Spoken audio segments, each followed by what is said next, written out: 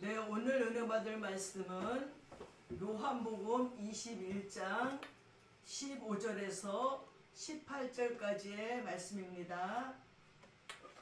제가 봉독해 올리겠습니다. 그들이 조반 먹은 후에 예수께서 시몬 베드로에게 이르시되 요한의 아들 시몬아 내가 이 사람들보다 나를 더 사랑하느냐 하시니 이르되 주님 그러하나이다. 내가 주님을 사랑하는 줄 주님께서 아시나이다. 이르시되 내 어린 양을 먹이라 하시고 또 두 번째 이르시되 요한의 아들 시몬아 네가 나를 사랑하느냐 하시니 이르되 주님 그러하나이다. 내가 주님을 사랑하는 줄 주님께서 아시나이다. 이르시되 내 양을 치라 하시고 세 번째 이르시되 요한의 아들 시몬아 내가 나를 사랑하느냐 하시니 주께서 세 번째 내가 나를 사랑하느냐 하시므로 베드로가 근심하여 이르되 주님 모든 것을 아시오매 내가 주님을 사랑하는 줄을 주께서 아시나이다. 예수께서 이르시되 내 양을 먹이라. 내가 진실로 진실로 내게 이르노니 내가 젊어서는 스스로 띠띠고 원하는 곳으로 다녔거니와 늙어서는 내 팔을 벌리리니 남이 내게 띠띠우고 원하지 아니하는 곳으로 데려가리라. 아멘. 예, 어느새 11월 첫 주가 되어서 아주 바람이 싸늘해지고 있습니다. 이제 곧 눈이 오는 겨울이 오리라 여겨집니다. 오늘 싸늘한 바람을 맞으면서 가을의 신선함을 느끼면서 오늘은 요한복음 21장 15절 18절에서 나오는 영웅에 대해서 은혜를 나눠보고자 합니다. 엄청난 좌절 속에서 그 좌절을 극복한 영웅의 이야기입니다. 천재라고 불리우는 한 영국의 대학생이 있었습니다. 그는 명석한 두뇌로 주위의 사람들에게 부러움을 한 몸에 받았어요. 근데 어느 날 사고를 당해서 두 눈을 완전히 잃어버리게 된 것입니다. 맹인이 된 것이지요. 얼마나 절망을 했겠습니까? 그는 절망하면서 하나님께 부르짖었습니다. 하나님, 어찌해서 나에게 이런 일이 일어나야 하는 것입니까? 이렇게 그는 매일 눈물로 기도하는 가운데 갑자기 그의 머릿속에 자기가 실명하기 전에 길거리에서 보았던 맹인들의 모습이 떠오른 것입니다. 그리고 이 세상에는 자기와 같이 앞을 보지 못하는 사람들이 많이 있는데 이들을 위해서 자신의 좋은 두뇌로 뭔가 베풀어 보아야겠다는 생각을 하고는 점자를 연구하기 시작했어요. 그리고 마침내 문 타이프라는 것을 발명했습니다. 그것은 500종류의 방언으로 사용되기에 이르렀습니다. 이 사람이 바로 윌리엄 문이라는 사람이에요. 이 사람의 가장 큰 공헌은 그 무엇보다도 맹인들을 위해서 성경을 점자로 표현해왔던 것입니다. 여러분, 갑작스러운 사고로 자신에게 찾아온 이 좌절할 수밖에 없는 삶을 기도하는 가운데 이 좌절을 딛고 오히려 다른 사람에게 강명을 주는 위대한 기회의 삶, 축복의 삶으로 도약했던 것입니다. 저는 성경 안에서 또한 위대한 인물을 봅니다. 우리가 삼손이라고 너무 많이 사랑했던 그런 인물이지요. 근데 그 삼손이 하나님께서 힘을 줬습니다.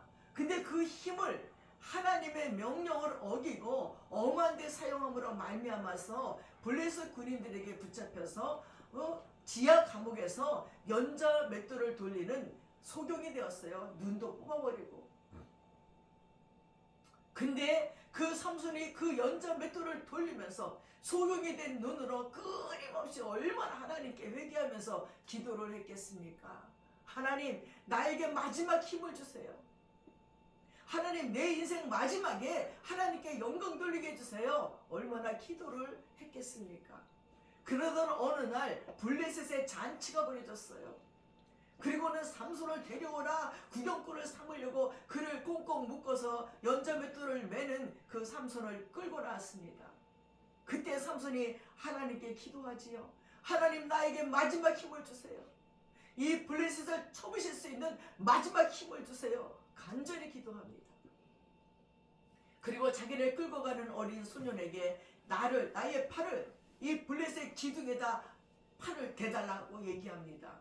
그 소년이 삼손의 양팔을 블레셋의 그 성전 기둥에다 댔더니 이 삼손이 마지막으로 힘을 써가지고 그 블레셋 성전이 무너져버리고 블레셋 군인들이, 잔치를 벌이던 군인들이 살아서 죽였던 자들보다 더 많은 자들을 죽여서 승리케 했다는 이야기가 있습니다. 아무리 좌절했어도 그 좌절을 극복할 수 있는 것은 하나님뿐이 없습니다. 예수께로 돌아오는 것뿐이 없습니다. 하나님께 마지막 힘을 달라고 하나님께 부르짖어 기도하여서 블레셋을 쳐부신 삼손처럼 우리도 인생의 마지막에서 하나님 마지막으로 우리들의 유정의 미를 거둘 수 있도록 힘을 달라고 기도하면서 우리가 평소에 있었던 젊음의 시간들보다 더 많이 하나님께 영광 돌리는 자들이 되어야 되겠습니다. 기독교 역사에는 베드로라는 이름을 빼놓을 수 없지요. 위대한 신앙의 영웅으로 남아있습니다. 그러나 그 베드로도 한때는요, 인생의 꿈이 깨어지고 좌절했던 적이 있습니다. 그런데 베드로가 디베랴 바닷가에서 예수님을 만나면서 그의 삶은 위대한 신앙의 영웅으로 등극합니다. 수많은 사람들을 광명으로 인도하는 신앙의 영웅의 삶을 살게 되었던 것입니다. 베드로는 누가복음 5장에서 게네사렛 호숫가에서 처음으로 예수님께 부름을 받았어요.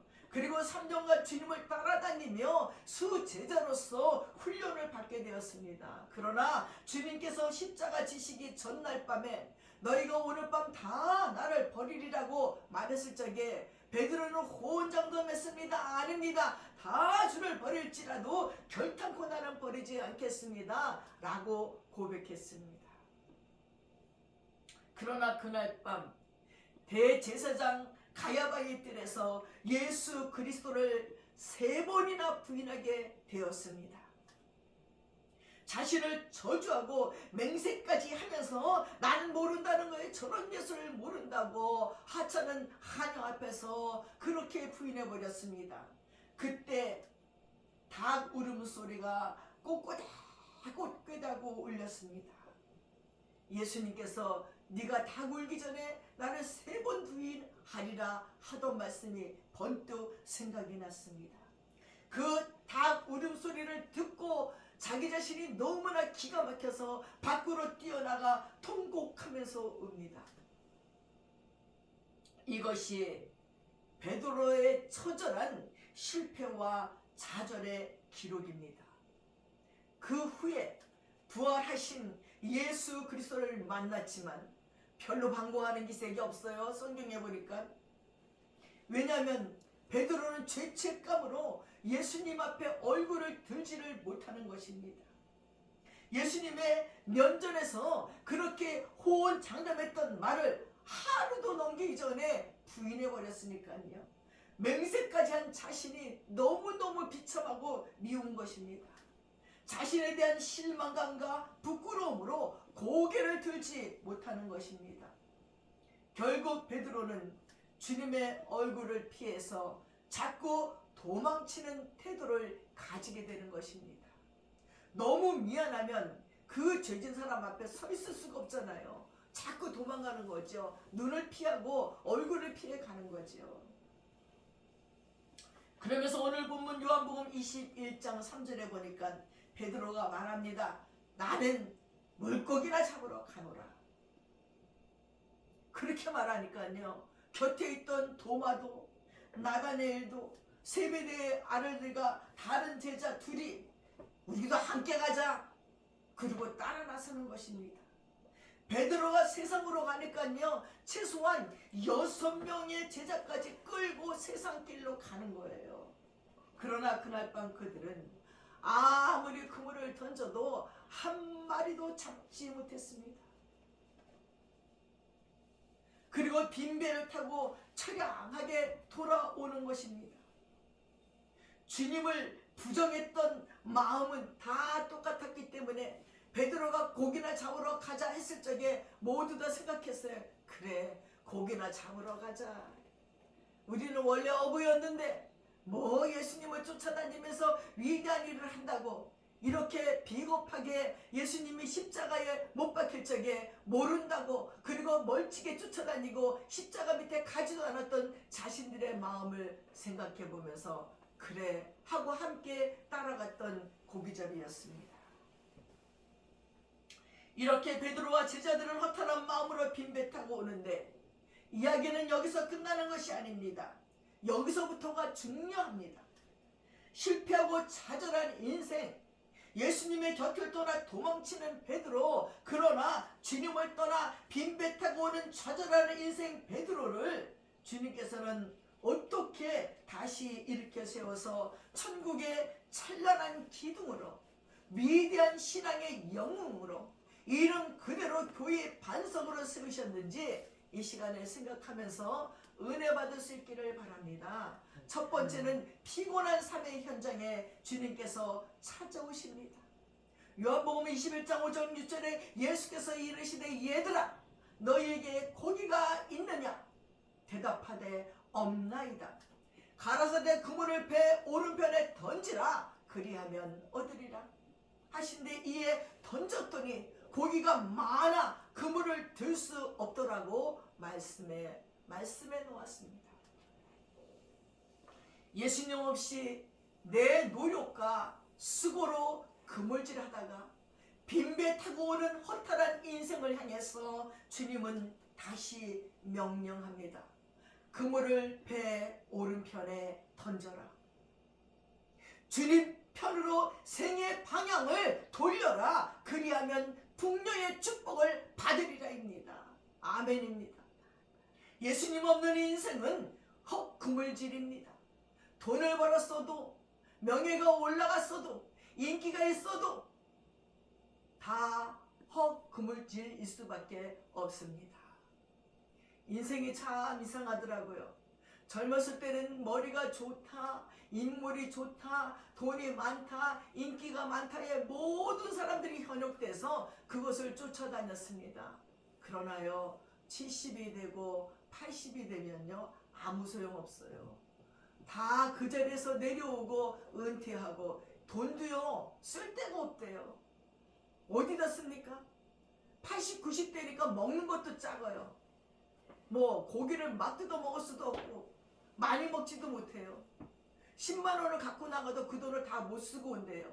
친구들 밥을 사주고 커피를 사주고 그래도 1, 2만 원이 남아갖고 들어오면 오다가 누구 주고 와야 된대요. 내가 하루에 10만 원을 쓰자 하는 어떤 분이 있었대요. 내가 하루에 10만 원씩을 써도 내가 죽을 때까지 그 돈을 다 못 쓰니 하루에 아침에 일어나서 10만 원을 들고 나간대. 이 돈을 쓰러 친구들에게 밥도 사주고 커피도 사주고 그래도 그 돈이 남는데요. 언제 그 돈을 다 쓰고 가나.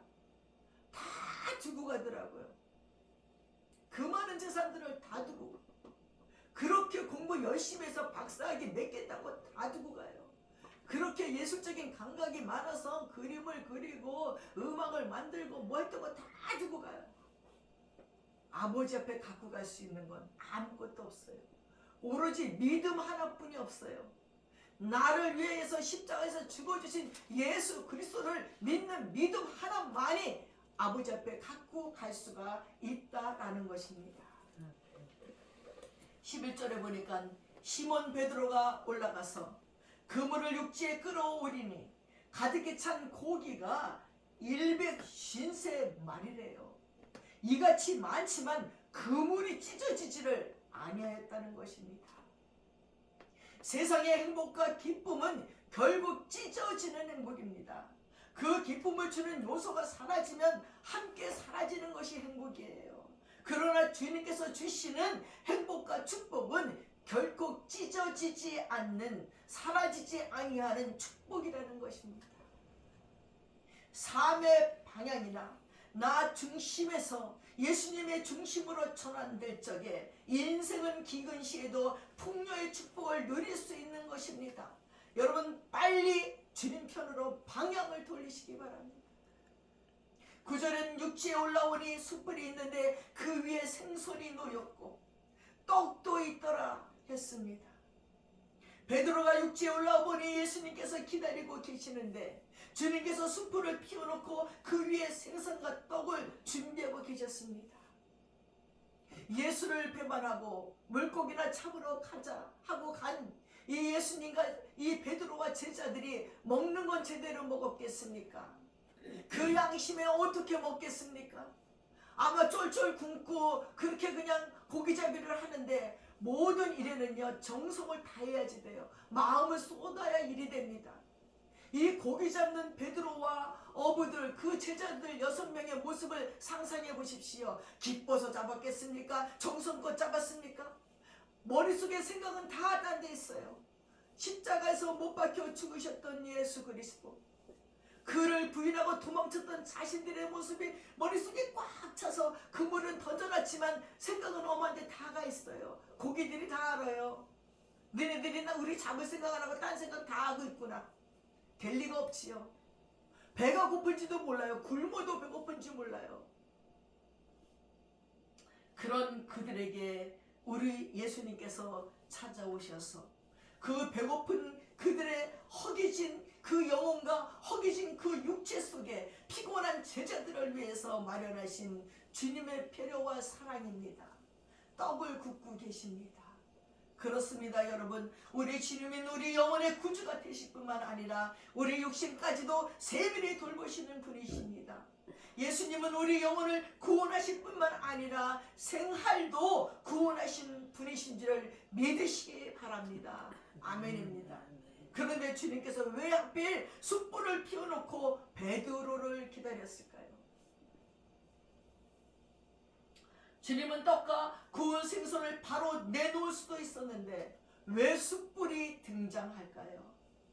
주님은 베드로와 떡과 고기를 먹으실 때 아무 말씀도 없으셨습니다. 다만 숯불만 뜨겁게 타오르고 있었습니다. 주님은 그 숯불 앞으로 베드로를 데리고 가셨습니다. 베드로에게는 숯불을 잊을 수 없는 추억이 얽혀 있는 곳이에요. 사복음서에는 모두 베드로가 불가에서 원수들이 피워놓는 불 앞에서 주님을 모른다고 부인했다고 기록되어 있습니다. 그냥 불이 아니었습니다. 대제사장 가야바의 법정에서 예수 그리스도께서 끌려와 신문을 당하고 있었습니다. 요한복음 18장 18절에 보십시오. 그때가 추운 고로 종과 하석들이 숯불을 피우고 서서 쬐니 베드로도 함께 그불을 쬐고 있었어. 이곳에서 베드로가 주님을 부인했습니다. 바로 숯불가입니다. 예수님께서 해변가에서 빈배 타고 오는 베드로를 기다리시며 숯불을 차려놓은 것은 주님의 계획이었습니다. 인간은 어떤 장면에서 실패할 때 그 실패한 장면을 생각하고 싶어 하지 않습니다. 그러나 생각하고 싶지 않다고 피하는 데서 우리는 다시 일어서는 데 실패합니다. 내가 실패한 문제에 직면하기까지 그 문제를 해결할 수 없는 것입니다. 그렇다면 본문에서 베드로 앞에 다시 숯불을 등장시킨 주님의 의도는 무엇일까요? 베드로는 주님을 부인했고 배신했습니다. 그는 지금 피하고 싶을 것입니다. 그러나 주님은 그를 끌고 숯불가에 앉혔습니다. 배신했던 그 자리를 다시 기억하게 했습니다. 닭 울음소리도 기억나게 하셨습니다. 주님을 부인하고 배신했던 그 자리 그 장면에서 베드로는 다시 주님의 손을 붙잡고 일어나야 되는 것입니다. 그런 경험이 없이 재출발을 기대할 수 없기 때문입니다. 예루살렘 올드시티 남서쪽으로 가면 그 시온산 밑에 베드로 통곡교회가 있습니다. 회개 성당이라고도 말합니다. 시온산 동쪽 끝 기슭의 가야바의 집터입니다. 베드로가 예수님을 3번 부인한 곳입니다. 깔리칸투라고 다구름 성 베드로의 교회라 그러더라고요. 그래서 뒤뜰에 가보니까요, 정말 닭들을 키워놨어요. 그 닭들이 꽉 울면 베드로가 갔는데 항상 울면서 회개했대요. 거기서 닭들이 오니까 많은 사람들이 막 울먹울먹하면서 거기서 기도하는 것을 볼 수가 있었습니다. 중세 유럽의 예배당은 첨탑 위에 십자가를 다는 교회보다는 닭을 달아 놓는 교회가 더 많았다고 했습니다. 교회는 이렇게 바로 회개의 공동체라는 뜻입니다. 전설에 의하면 베드로가 로마에 가서 설교하다가 멀리서 닭 우는 소리만 들려도 흐느껴 울었다고 얘기했습니다. 마가복음 14장 72절에 보니까 닭이 곧 2번째 울더라. 이에 베드로가 예수께서 자기에게 하신 말씀 곧 닭이 2번 울기 전에 네가 3번 나를 부인하리라 하심이 기억되어 생각하고 울었더라고 했습니다. 이 베드로의 눈물은 평생 가는 것입니다. 그 아픔이 오순절 마가의 다락방에서 몸부림치면서 기도하게 했고, 그 아픔 때문에 성령 받은 베드로는 안진뱅이가 일어나고 죽은 자가 살아나고 온갖 기적이 일어나고 대붕의 역사가 일어나도 설교하다가 닭 울음소리만 들리면 흐느껴 우는 상한 마음을 갖게 되었습니다. 이 상한 마음이 그를 더욱 겸손하게 만들었고, 이 눈물이, 이 아픔이 결국 베드로를 십자가에 거꾸로 주기까지 충성하는 위대한 신앙의 영웅으로 주님을 끝까지 따르게 하였던 것입니다. 사랑하는 여러분, 주님은 오늘도 상처투성이인 우리에게 찾아오셔서 못 박힌 손을 내미시며 다시 십자가 붙들고 일어나기를 원하십니다. 베드로처럼 우리 자신을 결박하는 모든 죄책과 정죄의식을 털어버리고 일어나서 믿음의 영으로 쓰임받을 수 있기를 주님의 이름으로 축원합니다. 2번째, 주님은 베드로에게 사랑을 확인했습니다.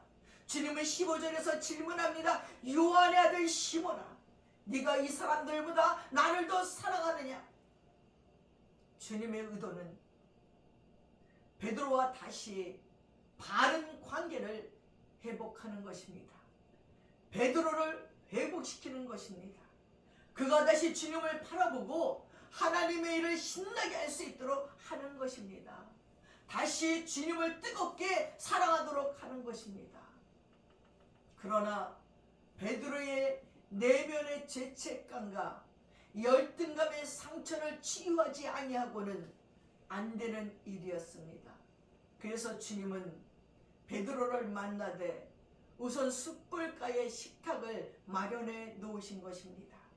요한복음 21장 15절에 저희가 조반 먹은 후에 라고 했습니다. 소화가 다 된 후에라는 말입니다.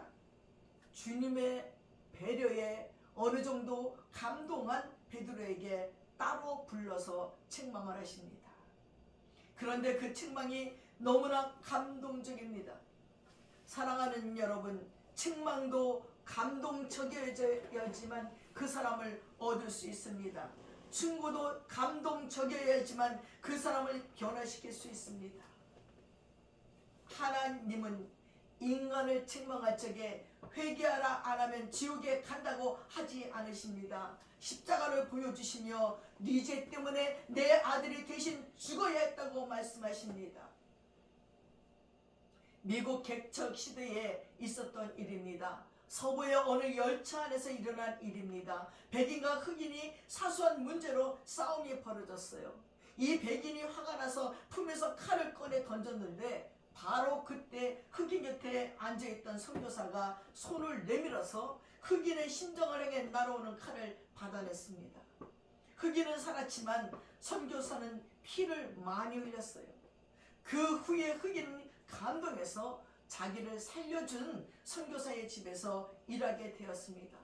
일하다가 흑인이 과거에 난폭한 성격이 나올 때마다 선교사는 방에 데리고 가서 조용히 손에 칼자국을 보여주었습니다.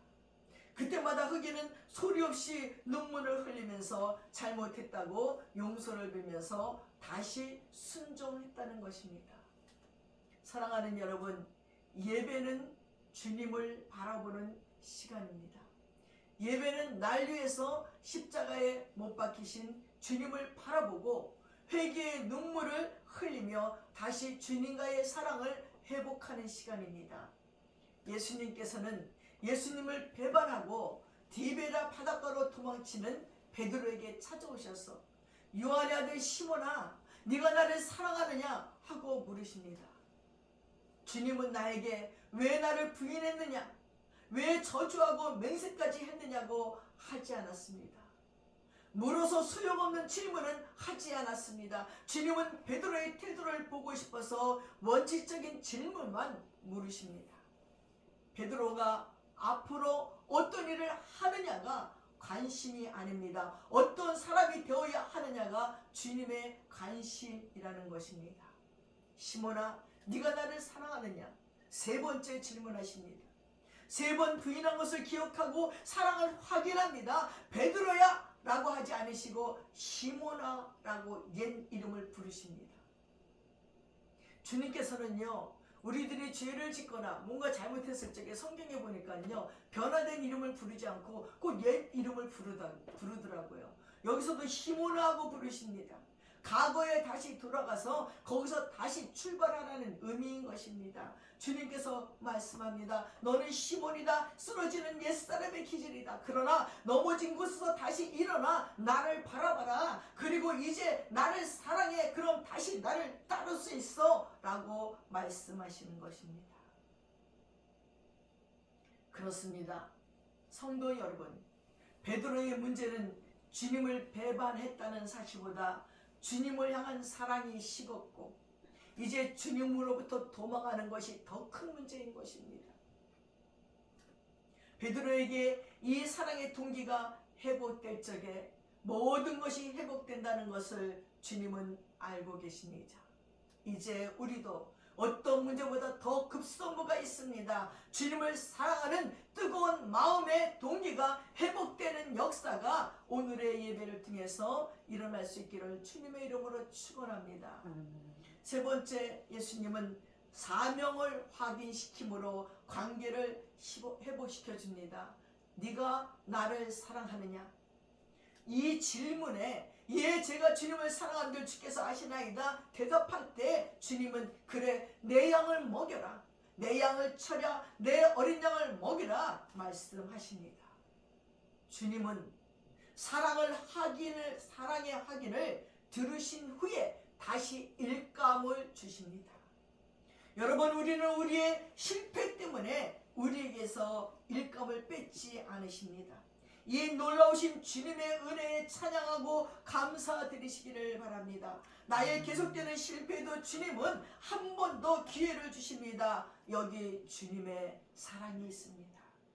주님은 실패로 인해 차절한 내게 다가오셔서 책망하시되 감동적으로 책망하시고 그 사랑으로 내 가슴을 감동시키며 내 삶 속으로 들어오시는 것입니다. 그래, 네가 나를 사랑하면 됐어. 자, 이제 털고 다시 시작하자. 내 양을 먹여라. 다시 충성하고 헌신하라는 말씀인 것입니다. 무슨 말씀입니까? 내 실패에도 내 그 모든 것에도 불구하고 다시 사용하기 원하시는 말씀입니다. 주님은 베드로 없이도 얼마든지 하나님 일을 하실 수 있습니다. 그러나 베드로를 굳이 고집하시는 이유가 무엇입니까? 이것이 주님의 은혜입니다. 내 양을 먹여라. 내 양을 쳐라. 주님 사랑하는 고백이 교회 사랑으로, 성도 사랑으로 죽기까지 충성하게 하시는 것입니다. 사랑하는 여러분, 실패를 딛고 일어나면 더욱더 성숙해집니다. 좌절의 아픔을 딛고 일어나면 더 주님을 향한 사랑이 깊어지고 뜨거워지는 것입니다. 성경에 발람 선지자나 가룟유다 베드로처럼 죄짓고 하나님에게서 멀어져 버린 자가 있는가 하면 다윗과 베드로처럼 산섬처럼 죄짓고 오히려 하나님께 더 가까이 나간 자도 있습니다. 은혜 중에 가장 큰 은혜가 회개의 은혜입니다. 사랑하는 여러분, 우리의 삶에 나의 실수, 나의 잘못, 나의 실패까지도 그 아픔까지도 성숙의 도구로 쓰시는 주님을 찬양하시기 바랍니다. 여러분에게 어떤 실패가 있든지 거기서 도망치지 마시고 문제에 직면하시기 바랍니다. 그리고 주님의 숲을 앞에 그 찾아오시는 사랑의 주님 앞에 서시기 바랍니다. 그리고 주님, 내가 주님을 진정 사랑합니다 고백하는 뜨거운 마음으로 다시 일어날 수 있기를 바랍니다. 그리고 주님께서 새롭게 주시는 이 시대에 바수꾼의 사명을 잘 감당하시는 베드로 같은 승리로운 성도가 되시기를 주님의 이름으로 축원합니다. 기도하겠습니다. 사랑하는 아버지 하나님, 상한 갈대도 꺾지 아니하시고 꺼져가는 심지도 끄지 아니하시는 주님, 우리의 모습이 베드로처럼 너무나 쉽게 호언장담하지만 너무나 쉽게 넘어가는 저희들입니다. 주님, 찾아오셔서 붙들어주지 아니하시면 주님의 발자취를 따를 수가 없습니다. 사랑하는 주님, 베드로를 찾아가신 주님이시여 오늘 이 자리에 우리를 찾아오셨는 줄 믿습니다. 자주 넘어지고 찾으라는 저희들을 붙잡아 주시고 간격으로 주님의 일하게 하여 주시옵소서. 주님을 떠나가 살다가 빈배 타고 오는 인생에게 오른편에 그물을 던졌을 때 오는 축복을 주시옵소서. 153마리가 잡혔으나 찢어지지 아니하는 축복을 주시옵소서. 베드로에게 성령을 부어주셔서 십자가 거꾸로 지고 가기까지 충성하게 하셨듯이 오늘도 우리에게 성령을 부어주셔서 간격으로 뜨거운 사랑으로 주님 앞에 눈물의 욱합을 깨트리며 끝까지 나의 십자가를 지고 헌신할 수 있게 하옵소서. 예수 그리스도의 이름으로 기도 올리옵나이다. 아멘.